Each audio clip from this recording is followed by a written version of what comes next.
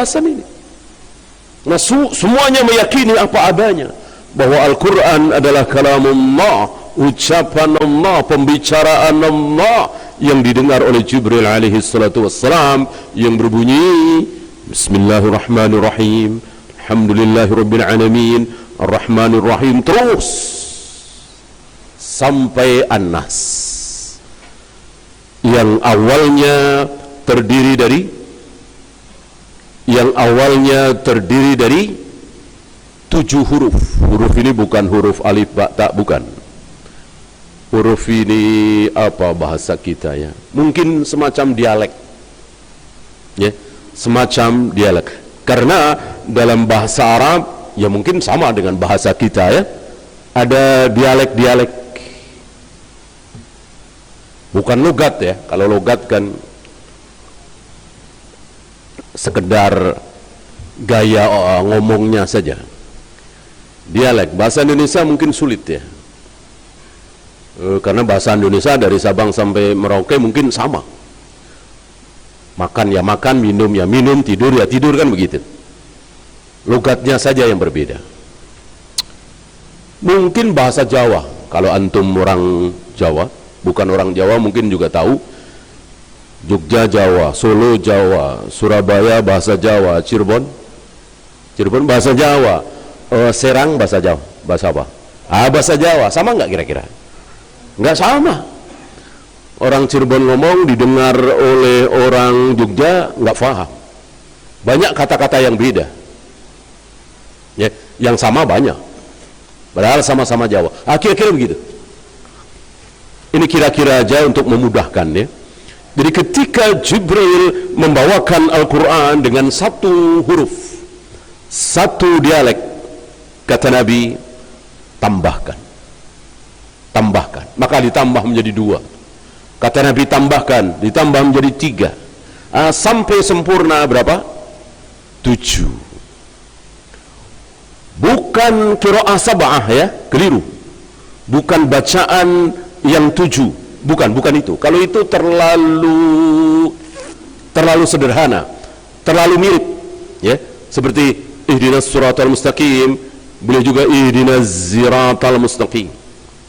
Laqad kana lakum fi rasulillahi uswatun hasanah, bisa juga iswatun hasanah. Ulaika hum khairul bariyah, ulaika hum khairul bari'ah. Ini kan mirip-mirip, bukan itu.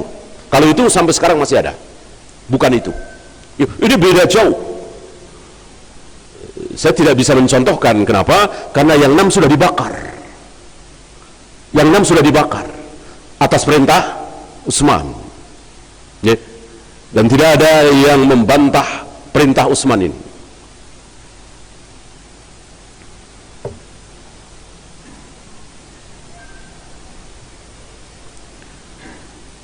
Kisahnya contohnya seperti kisah yang kemarin kalau tidak salah kita bahas, ketika Umar marah mendengar seorang sahabat membaca surat apa kemarin? Al-Furqan. Membaca surat Al-Furqan didengar oleh Umar. Seperti ini ketika Qiyamul Lail, salat malam. Karena salah satu sunnah adalah Qiyamul Lail dengan menjaharkan suara, sir boleh, jahar boleh. Mungkin Umar sedang keluar malam atau apa, mendengarkan suara ini, dan banyak kisah seperti itu. Seorang sahabat sedang Qiyamul Lail, terdengar oleh sahabat yang lain ya, dari rumah sebelahnya atau sedang berjalan dan seterusnya. Didengar oleh Umar bacaan surat Al-Furqan ini beda, banyak yang beda, bukan beda dari awal sampai akhir, bukan. Tentu mayoritas sama ya, mungkin 5%, mungkin 10%, ada perbedaan ya. Selesai, maka kita tahu siapa Umar. Umar adalah manusia yang sangat cemburu terhadap kebenaran. Kalau ada sebuah kebenaran direkayasa, diotak-atik, maka marah beliau. Maka beliau bawa orang ini di hadapan Nabi SAW dengan mengatakan, ya Rasul, dia telah merubah-rubah. Aku mendengar dia baca surat Al-Furqan berbeda dengan apa yang aku dengar dari engkau. Kata Nabi, coba baca. Baca orang tadi surat Al-Furqan dari awal sampai akhir. Kata Nabi, betul seperti itu. Sekarang coba kamu baca, wahai Umar. Umar baca dari awal sampai akhir, banyak yang berbeda. Bukan mayoritas, ya, ada beberapa yang berbeda. Kata Nabi, itu juga betul. Kenapa? Karena Al-Quran turun dalam tujuh huruf, 7 dialek tadi. Karena sesuai dengan bahasa Arab. Ada Quraisy, ada ini, ada itu, ya, agak berbeda. Ya. Seperti Ta'ala dengan halumma kan jauh banget. Ta'ala dengan halumma kan jauh banget. Tapi artinya sama. Kemari. Kira-kira begitu. Nah, taulah para sahabat bahwa Al-Quran memang ada 7 macam. Mana yang mudah? Ya, karena hari itu pemeluk agama Islam semuanya adalah Arab, mayoritas Quraisy dan seterusnya, ya nggak ada masalah. Nggak ada masalah. Orang tahu, orang sadar, orang maklum, oh ini pakai huruf yang ini, oh ini pakai dialek yang ini, nggak ada masalah. Sampai Nabi wafat, belum ada masalah. Sampai Abu Bakar wafat, belum ada masalah.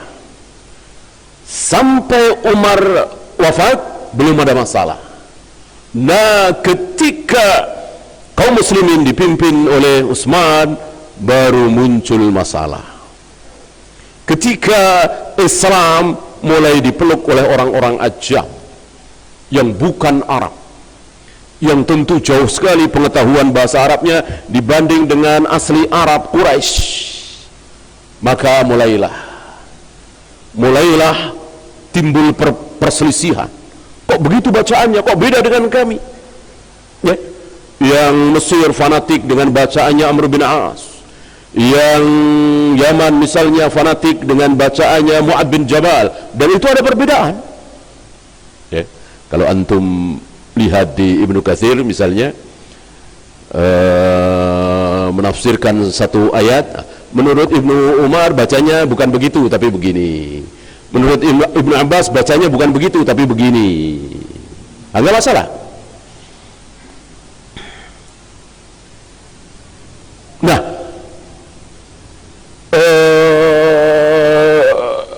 sampailah berita ini kepada Utsman. Maka Utsman melihat ini berbahaya. Jangan sampai kaum muslimin berselisih terhadap Al-Quran sebagaimana umat-umat terdahulu Bani Israel berselisih dalam hal Taurat, berselisih dalam hal Injil dan seterusnya. Jangan sampai Al-Quran ini diperselisihkan. Maka Utsman memerintahkan untuk menulis yang riwayat Asim, yang 1 huruf dari awal sampai akhir, dari Al-Fatihah, Al-Baqarah, Al-Imran, An-Nisa sampai Anas, ditulis lalu diperbanyak. 1 kirim ke Mesir, 1 kirim ke Yaman, 1 kirim ke Syam dan seterusnya, dengan pesan di luar mushaf ini bakar, di luar mushaf ini bakar.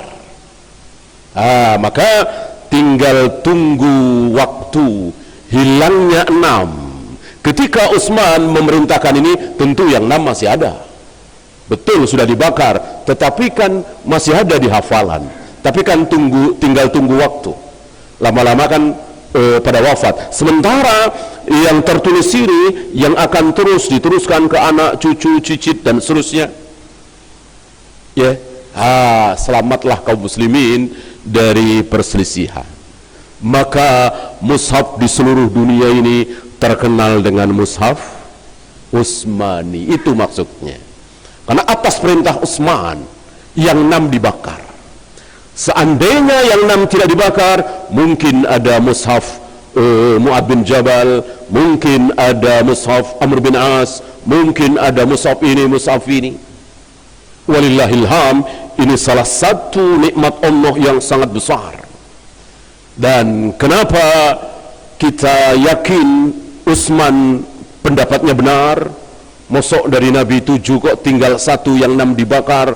Apa enggak khianat ini? Apa berarti menghilangkan ajaran dari Nabi sallallahu alaihi wasallam? Jawabnya tidak. Kita yakin ini benar. Kenapa? Nah, inilah manhaj salaf. Yang bukan salaf barangkali tidak tahu jawabannya, tapi manhaj salaf tahu jawabannya. Kenapa kita yakin bahwa keputusan Utsman ini pasti benar? Padahal ini kan luar biasa, dari Nabi tapi dibakar. Seolah-olah kan ngeri ini. Begitu beraninya Utsman. Tapi kita yakin ini benar. Para ulama Ahlussunnah yakin ini benar. Kenapa? Karena tidak ada satupun sahabat yang protes, yang tidak berkenan, yang tidak setuju, nggak ada. Seluruh sahabat yang masih hidup, kan banyak yang masih hidup. Yang wafat cuman Abu Bakar, Umar, yang sebelumnya Mus'ab bin Umair, Ammar bin Yasir saja kan masih hidup. Beliau kan wafat ketika perselisihan antara Ali dan Muawiyah. Ya, mungkin 90 atau 95% sahabat masih pada hidup. Semuanya diam atas keputusan Utsman ini. Berarti istilahnya apa?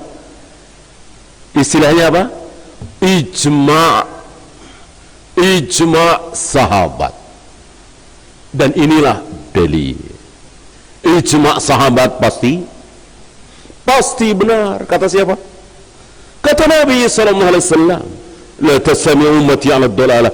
Tidak mungkin para sahabatku bersepakat dalam kesalahan, enggak mungkin.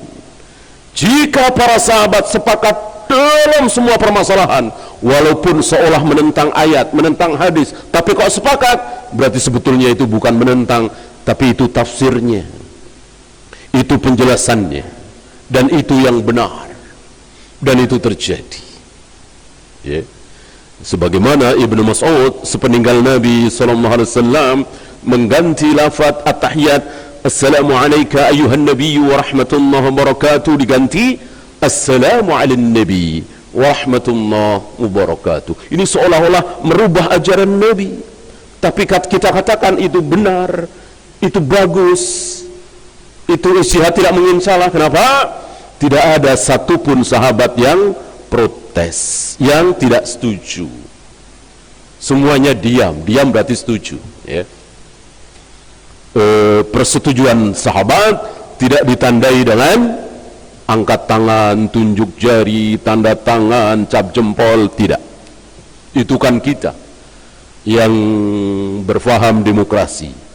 Para sahabat, persetujuan para sahabat tidak ditandai dengan tanda tangan, cap jempol, tunjuk jari, angkat tangan, tidak. Tapi persetujuan sahabat cukup dengan diam. Ketika para sahabat diam, gak ada yang ngomong, berarti setuju. Beda dengan kita. Lagi rapat, ketuanya atau wakil ketua atau bendahara ngomong begini-begini, itu pada diem semua. Bikin keputusan, ya, diem. Begitu keluar pada ngomong, well, oh nggak bener itu kayak begitu, nggak tepat itu. Kenapa nggak tadi ngomongnya pas rapat? Kan bisa ditampung. Nah, ini kejelekan kaum kita. Beda dengan para sahabat, nggak setuju teriak. Kalau diam berarti setuju. Ini beda dengan ijtihadnya Utsman bin Affan yang lain, yaitu azan Jumat 2 kali di hari Jumat. Diam semua? Tidak banyak sahabat yang teriak mengatakan nggak setuju. Ibnu Umar yang paling keras, yang paling vokal, nggak setuju karena ini nggak tepat. Maka azan Jumat 2 kali di hari Jumat bukan sunnahnya para sahabat, Karena tidak ijma, ya.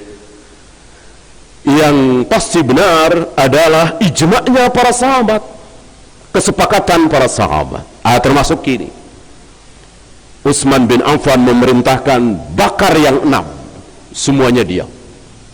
Maka wajib kita yakini keputusan Utsman ini benar, ya. Dan sekali lagi, ini nikmat besar Allah menjaga Al-Quran, Allah menjaga umat ini tidak berselisih dalam lafaz Al-Quran. Nggak ada yang berselisih sampai hari ini. Yang berselisih apa? Tentang apa? Isinya baru berselisih, ya. Adakah hari ini seorang muslim yang menolak ayat Ar-Rahmanu 'alal arsy istawa summa istawa 'alal arsy? Ada yang menolak? Oh, ini bukan ayat nih. Ada? Enggak ada. Dalam hal lafaz enggak ada yang berselisih. Beda dengan Bani Israel, beda dengan Al-Yahud, beda dengan Yahudi dan Nasrani. Dalam lafaz mereka berselisih, apalagi isi. Kaum muslimin dalam hal lafaz Al-Quran walillahilham sampai hari ini tidak ada yang berselisih. Bacaan Al-Quran dari Masyrik sampai Maghrib sama. Yang Mesir, yang Saudi, yang Yaman, yang Malaysia, yang Indonesia, baca Al-Fatihah, baca Al-Baqarah, baca An-Nas, semuanya sama. Hanya logatnya barangkali, fasih dan tidaknya saja barangkali. Adapun isi sama, lafaz sama. Apa yang tidak sama? Tafsirannya. Apakah Ar-Rahmanu 'alal arsy istawa, seluruh kaum muslimin meyakini bahwa Allah bersemayam di atas arsy? Tidak. Bahkan di negeri kita yang meyakini betul-betul bahwa Allah bersemayam di atas arsy, minoritas apa mayoritas yang meyakininya? Minoritas. Mayoritas menolak. Masa Allah bertempat? Masa Allah berada di satu tempat? Berarti Allah butuh tempat dong, ya. Ucapan ini mestinya keluar dari mulut para sahabat kalau itu benar. Ya Rasul, kalau begitu Allah butuh tempat dong. Ya Rasul, kalau Allah bersemayam di atas arsy, berarti Allah adalah di satu tempat, berarti namanya bertempat, berarti tempat itu lebih besar dari Allah dong. Mestinya mulut para sahabat yang mengucapkan kalimat itu. Kalau sahabat diam, kita ngomong, berarti kita lancang. Berarti orang-orang itu lancang, ya. Sahabat aja diam, kok mereka ngomong? Diam mestinya.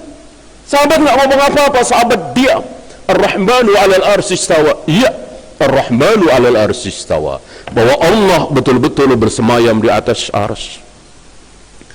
Ma mana'aka anta sudah lima khalaqtu bi yadayya. Bahwa aku telah ciptakan Adam dengan kedua tanganku. Diam semua para sahabat. Gak ada yang mengatakan, tapi maksud tangan di sini bukan tangan menurut pengertian kita, bahasa kita sehari-hari kan ya Rasul? Gak ada. Maksud tangan di sini apa ya Rasul? Gak ada pertanyaan seperti itu. Semua orang tahu tangan itu apa. Anak kecil juga tahu tangan itu apa. Iya. Dan tentu para sahabat yang menerima apa adanya, bahwa Allah betul-betul menciptakan Adam dengan kedua tangannya, tentu para sahabat tidak lupa dengan ayat walam yakul lahu kufuwan ahad, laisa kamitslihi syai'. Para sahabat enggak lupa ayat ini, ya. Maka bodoh sekali dan menuduh para sahabat bodoh orang yang mengatakan kalau Allah punya tangan dua berarti sama dengan kita dong, ya. Kalau Allah turun ke langit dunia setiap sepertiga malam berarti arsy Allah kosong dong. Berarti mereka menuduh para sahabat bodoh. Waliyadzubillah. Kita kaum salaf tentu tidak berani menuduh para sahabat orang-orang bodoh. Mereka yang paling pintar, paling cerdas, paling faham dalam agama ini. Walaupun barangkali tidak semua mereka IQ-nya tinggi, tetapi dibimbing oleh Allah.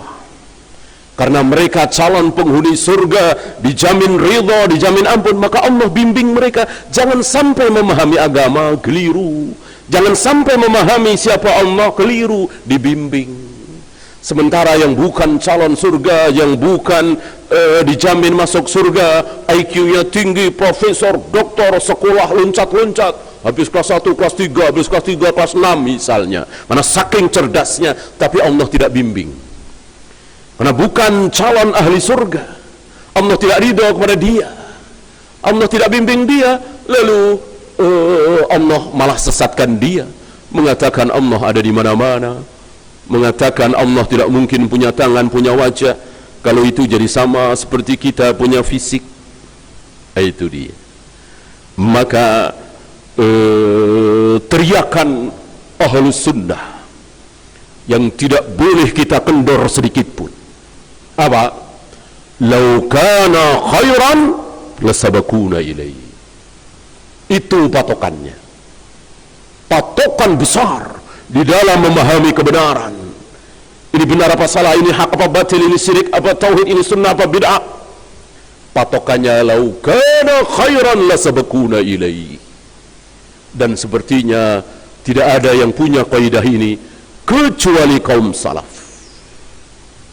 Insyaallah kalau mereka taruhlah Mu'tazilah atau Jahmiyah atau Jabariyah atau Asy'ariyah atau Maturidiyah berpatokan dengan ini, selesai.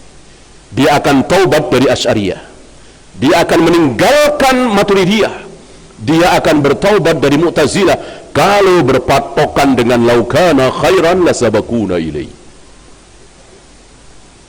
Jangan salah, laukana khairan lasabaqana rasul, ini malah keliru. Dan sering kita salah ngomong, akhirnya kita tertampar, ya. Kalau sholat ini benar, kalau ibadah ini benar, tentu sudah dilakukan oleh Nabi. Benar? Salah. Salah, nanti kita tertampar. Kaidah ini keliru. Yang benar, laukana khairan lasabakuna ilaihi. Kalau ini benar, sholat ini benar, puasa ini benar, wirid ini benar, sholawat ini benar, cara-cara dakwah seperti ini benar, pasti sudah dipraktekkan, dicontohkan oleh para sahabat, bukan Nabi SAW. Lu kok begitu? Puasa Tasu'ah, apa pernah Nabi puasa Tasu'ah? Enggak pernah kan? Seumur hidup beliau belum pernah puasa Tasu'ah. Kalau kita pakai kaidah tadi, seandainya puasa Tasu'ah benar, tentu sudah dicontohkan oleh Nabi. Ya enggak ada, Nabi enggak pernah puasa Tasu'ah. Gitu. Maka yang tadi salah. Mana ada kita menolak puasa Tasu'ah? Orang beliau mencita-citakannya, seandainya tahun depan aku masih hidup, aku akan berpuasa Tasu'ah juga. Selama ini kan Asyura 10 Muharram, 9-nya tidak. Seandainya tahun depan aku masih hidup, maka aku akan berpuasa tanggal 9-nya juga. Belum sampai tahun depan beliau wafat. Kalau pakai kaidah tadi keliru. Seandainya benar, bagus, tentu sudah dicontohkan oleh Nabi mengumpulkan Al-Quran dalam satu mushaf. Apa kita katakan ini tidak benar, tidak baik? Enggak ada contoh dari Nabi membukukan Al-Quran dalam satu mushaf. Di zaman Nabi berserakan, ada yang di sana, ada yang di sini. Yang terbanyak di dada-dada para sahabat hafalan. Nah, itu sahabat yang melakukan. Seandainya itu benar baik, tentu para sahabat yang pertama kali melakukan. Pas, memang para sahabat yang pertama kali mengumpulkan Al-Quran dalam satu mushaf. Seandainya salat tarawih berjamaah setiap malam di bulan Ramadan itu benar baik berpahala, tentu Rasul yang pertama kali melakukan. Benar? Salah. Rasul nggak pernah melakukan. Rasul mencontohkan cuma 2 malam 3 malam dalam sekali Ramadan itu, ya. Nah, kalau sahabat benar, seandainya berjamaah salat tarawih setiap malam di bulan Ramadan itu benar baik, tentu sudah pertama kali dilakukan oleh para sahabat. Betul, memang sahabat yang pertama kali melakukan, ya. Banyak dari kita yang salah ngomong, akhirnya kita terserang, nggak bisa jawab gelagapan. Memang nggak banyak, tapi ada sunnah dalam Islam, tapi Nabi belum pernah melakukan. Kebaikan dalam Islam, tapi Nabi belum pernah mengerjakan. Adapun sahabat nggak ada. Mana dari mulai wudu, tayamum, salat, tawaf, sa'i, berdakwah begini begitu yang belum pernah dilakukan oleh para sahabat, yang bukan para sahabat yang pertama kali melakukan? Adakah? Tidak ada. Semua kebaikan dalam Islam sahabatlah yang pertama kali melakukan, diikuti oleh para tabi'in, atba'u tabi'in dan seterusnya. Bukan para sahabat lebih tahu dari Nabi, tidak. Tidak, tapi para sahabat mengikuti petunjuk Nabi SAW. Ada beberapa hal, nggak banyak, sekali lagi nggak sampai 10 ya, sunnah-sunnah yang pertama kali dilakukan oleh sahabat, bukan Nabi SAW. Nabi malah belum pernah melakukan. Kenapa? Tadi keburu wafat ya, salah satunya, atau takut nanti diwajibkan ya. Kembali kepada Al-Quran, bahwa Al-Quran ini belum ada yang mengutak-atik kalau Al-Quran itu kalamullah kecuali setelah tampilnya khalifah yang soleh, baik, cinta ilmu. Saking cintanya kepada ilmu, beliau membuat satu bangunan, dan bangunan ini khusus untuk membahas ilmu. Diundanglah para ulama, tapi sayang yang diundang ulama yang salah, bukan Imam Ahmad, bukan Ali bin Madini, bukan Yahya bin Ma'in, bukan Bukhari, tapi Ibnu Abi Du'ad salah satunya, tokoh Mu'tazilah Ahlul Kalam, karena beliau sekali lagi terkena syubhat ya. Salah satu ulama ketika Harun Ar-Rasyid masih memimpin kaum muslimin, itu selalu sering sekali berdoa memohon kepada Allah, ya Allah panjangkanlah umur Harun Ar-Rasyid, ya Allah panjangkanlah umur Harun Ar-Rasyid. Sering sekali ya, orang nggak ada yang tahu, mungkin beliau juga nggak tahu ya. Ini firasat seorang alim, bahwa firasat itu ada, dan firasat itu digerakkan oleh Allah. Bukan, oh berarti beliau tahu nih, kalau tidak salah Qadiyat ya, oh berarti beliau tahu bahwa setelah Harun Ar-Rasyid akan dipimpin oleh anaknya Al-Ma'mun yang terkena syubhat Ahlul Kalam. Tidak, tidak harus tahu. Artinya Allah menggerakkan beliau untuk berdoa, ya Allah panjangkanlah umur Harun Ar-Rasyid, ya Allah panjangkanlah umur Harun Ar-Rasyid ya. Itu firasat, bukan wahyu. Kalau wahyu tahu ya. Dan saya kira ada atau banyak di antara antum yang mengalami hal-hal seperti ini yang sepele-sepele ya. Misalnya jam 5 sore antum jalan-jalan naik motor lewat warung mau beli sabun misalnya, lihat ada lilin ya. Sudah bertahun-tahun nggak pernah beli lilin, entah kenapa tergerak antum beli lilin ya. Bawa pulang, jam 12 setengah 1 malam mati lampu, padahal biasanya nggak pernah. Ada lilin antum bisa nyalakan. Apa ini? Firasat. Allah gerakkan antum beli lilin, bukan bisikan ya. Ada bisikan di telinga, mati lampu, awas beli lilin. Enggak, itu wahyu namanya. Wahyu sudah putus, nggak mungkin seperti itu. Kalau itu wahyu dari Allah lewat Jibril dibisikkan di hati Nabi, wahyu sudah putus dengan meninggalnya Nabi SAW. Yang masih tinggal firasat. Maka jika ada orang mengalami hal-hal seperti itu Allah yang menggerakkan, bukan Allah memberitahu dia bahwa akan begini, tidak ya.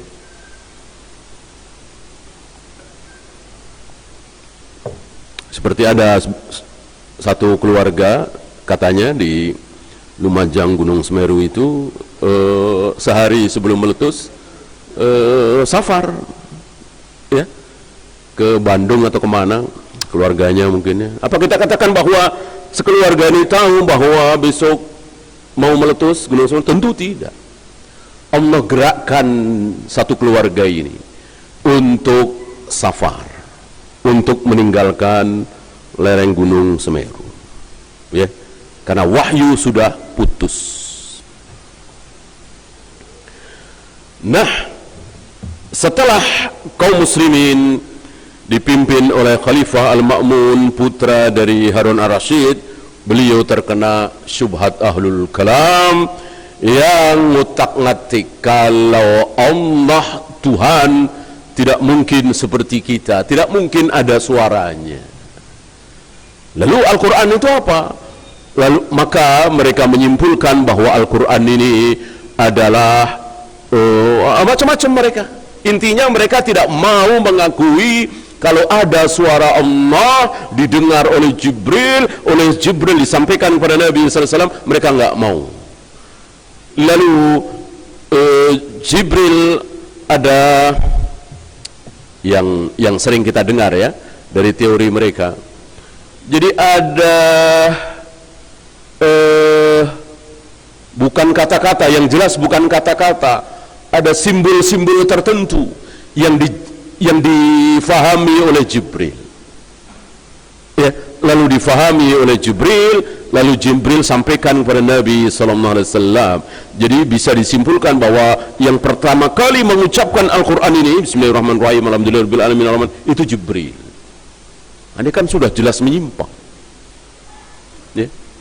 Berarti yang pertama kali mengatakan inni anallah di hadapan Nabi Musa, wahai Musa, akulah Allah Tuhanmu, ya. Berarti Jibril mengatakan seperti ini pertama kali.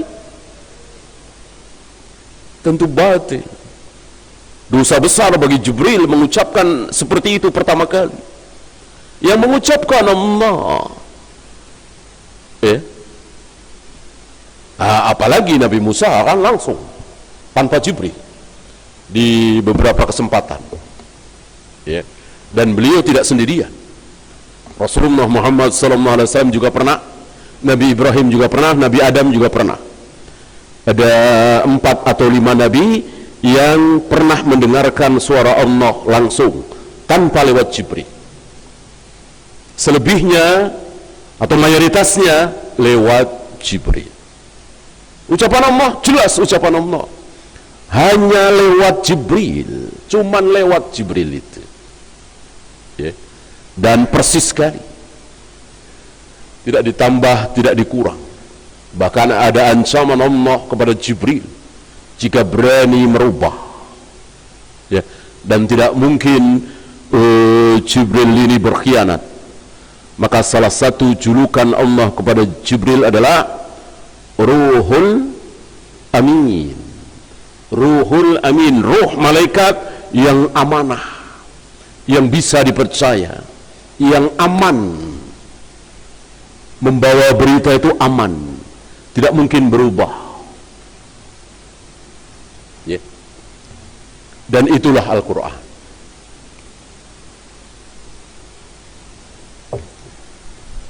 Secara lafaz persis, ya.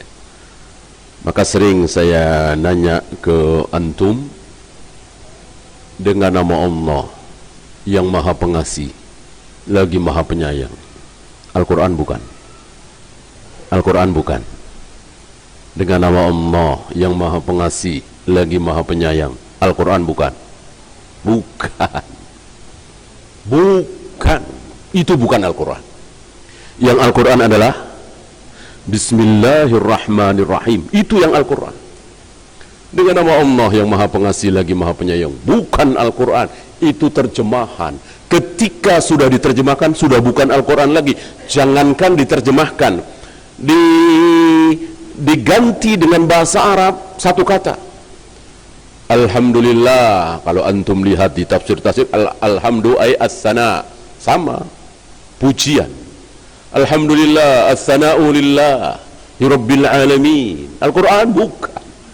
Padahal alhamdulillah diganti dengan as-sana, sama-sama bahasa Arab, artinya sama, sudah bukan Al-Quran lagi.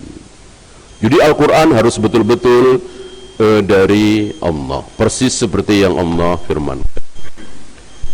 Masuk kisah ya. Silakan azan dulu. sallallahu ala Muhammadin sallallahu alaihi wasallam.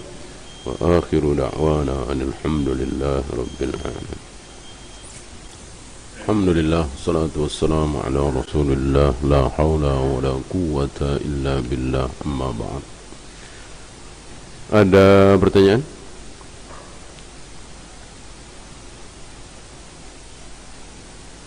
Kalau tidak ada, kita lanjutkan sedikit. Bahwa Al-Quran yang kita baca ini adalah persis seperti yang Jibril dengar dari Allah Rabbul Alamin, dan ini adalah kalamullah, ucapan Allah. Berarti makhluk bukan, bukan makhluk. Tidak mungkin sesuatu yang menempel pada diri Allah disebut makhluk. Seperti tangan Allah, wajah Allah, makhluk bukan? Tentu bukan. Karena tangan Allah, wajah Allah, jari Allah itu menyatu dengan Allah, tidak mungkin makhluk.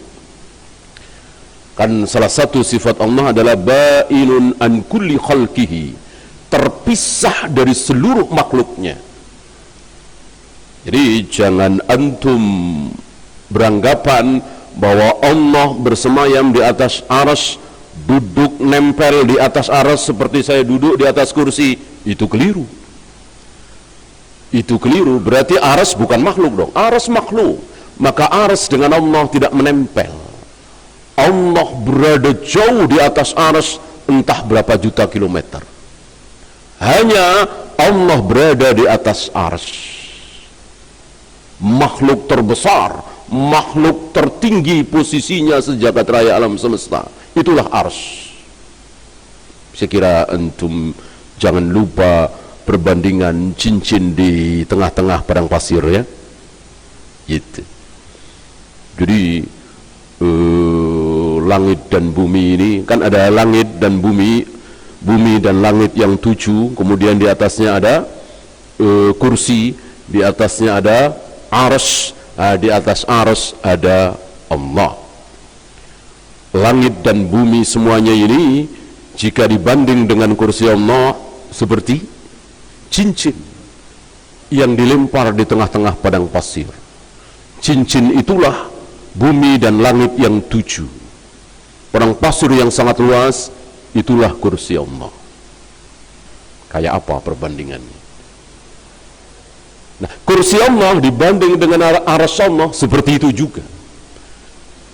Jadi kursi Allah seolah seperti cincin yang dilempar di tengah padang pasir.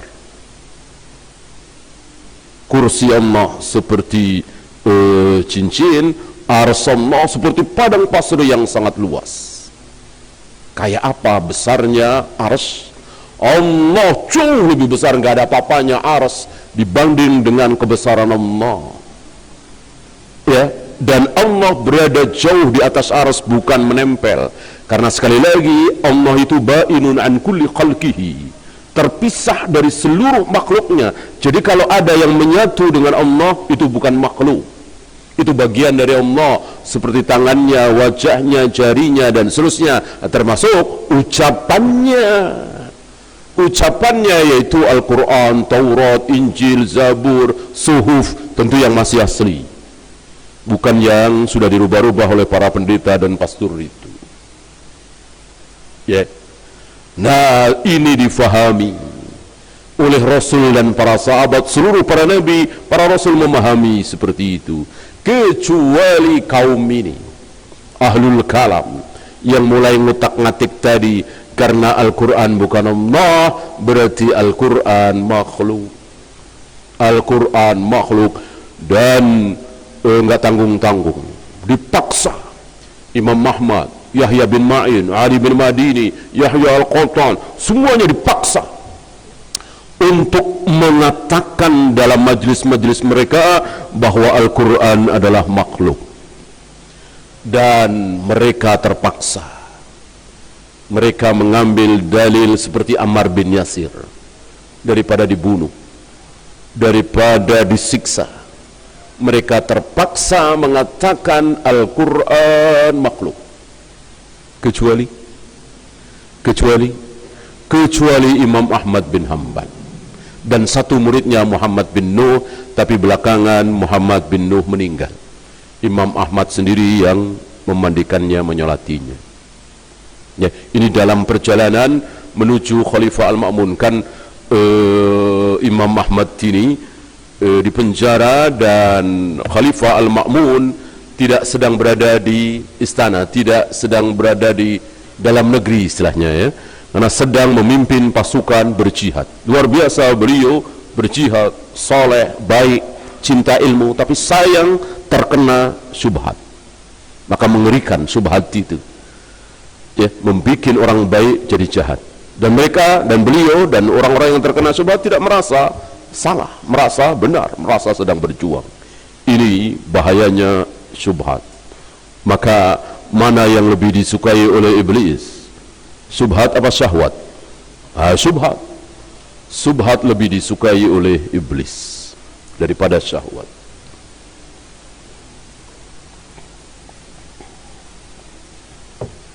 Dan menarik,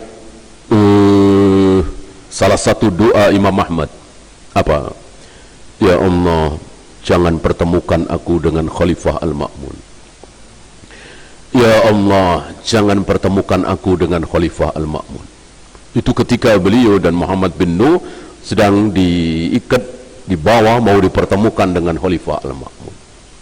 Ini beda dengan kita, beda dengan anak-anak muda yang sok-sokan itu, ya. Mana presiden, mana gubernur, ya, saya mau iqamatul hujjah, saya mau sampaikan dalil. Ini anak-anak muda yang sok-sokan. Imam Ahmad luar biasa, ya, tidak sok-sokan, ya, suudzon terhadap dirinya sendiri. Mana yang lebih baik, suudzon apa husnudzon terhadap diri sendiri? Husnudzon apa suudzon terhadap diri sendiri? Suudzon.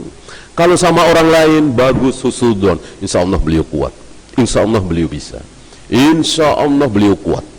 Itu bagus. Sama orang lain husnudzon. Nah, kita malah nggak sama orang lain suudzon. Nggak bakalan kuat dia nih, nggak bakalan bisa. Sama diri kita terlalu husnudzon. Insya Allah saya kuat, insya Allah saya tahan uji. Ya, orang boleh korupsi, orang boleh terlena, tergoda, insya Allah aku tidak. Ya, bismillah, berangkat mau jadi gubernur, wali kota. Itu kita. Lihat Imam Ahmad, ilmunya luar biasa. Imam Syafi'i gurunya saja terkagum-kagum dengan ilmunya Imam Ahmad. Ya, suudzon terhadap diri beliau. Ya Allah, jangan pertemukan aku dengan Khalifah Al-Ma'mun. Selama ini aku kuat, selama ini aku bisa. Karena yang di hadapanku bukan khalifah, bukan manusia terbesar di negeri kaum muslimin. Orang nomor satu di negeri kaum muslimin namanya khalifah. Kalau aku berhadapan dengan beliau, barangkali aku tidak kuat, aku kalah hujah, aku begini-begini. Suudzon terhadap diri beliau sendiri. Maka beliau berdoa, jangan temukan aku dengan beliau. Dan betul, tidak selang lama terdengar berita Khalifah Al-Ma'mun meninggal. Ya, itu saja kita akhiri. Subhanakallahumma bihamdika asyhadu an la ilaha illa anta astaghfiruka wa atubu ilaik.